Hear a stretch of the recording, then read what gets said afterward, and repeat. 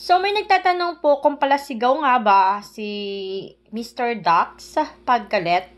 And kasi ganun din daw yung BF niya. Mga nasasagap ko ding mga chismis, chismose, no? Mga nasasagap ko ding chismis, mga sinasabi ng mga Pinay na may asawang Koreano na yung mga asawa daw nila, hindi lang asawa ko, it means madaming Koreans, yung palasigaw talaga. Mr. Dax is, ganun din siya, naiinis siya, sumisigaw yan siya. Lalo na pag nag-uusap kami, 'di ba? Ay gusto siyang sabihin na gusto niya makinig ako. Asan niya yung boses niya? Oo. Para tumahimik ka na. May ganun din siyang ugali si Mr. Dax. Nung una, dinidibdib ko guys, kahit wala akong dibdib. Diba? Masakit sa dibdib, kahit puro likod. Alam mo, parang medyo may iyak ka ng konti. Kasi nga, hindi ka naman sanay na sinisigawan, diba? So, sabi ko, bakit ganun siya? Bakit sumisigaw siya sa akin? Pero, isang grupo na may mga asawang Koreano din and nasi-share din doon na yung mga asawa nila is palasigaw din.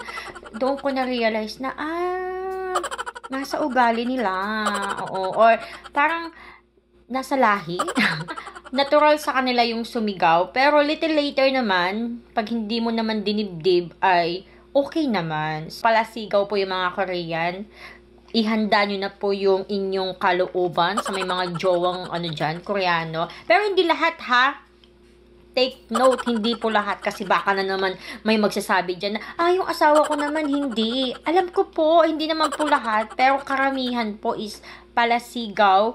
Lalo na dito sa part ng Busan, kasi yung Busan is para po siyang Cebu, ganun. Yung alam mo, yung mga Bisaya na yung tono, akala mo galit, pero nagpapaliwanag lang.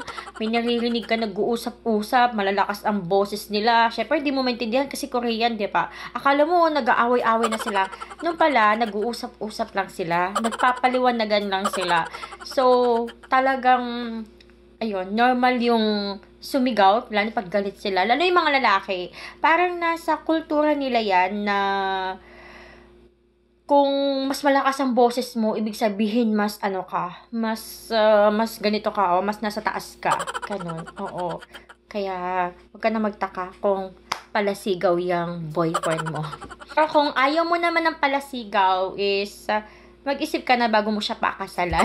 Kasi, more sigaw pa yung maririnig mo pag mag-asawa na kayo. Depende kung magbago siya agad-agad, di ba? Depende pag sinabi mo na, ayoko ng palasigaw. Pag hindi mo tinigil yan, hihiwalayan kita. Ganon. Kung ma-realize niya, ayaw kanyang mawala, di ba? Magbabago siya. Pero, yun nga, yes, palasigaw po asawa ko.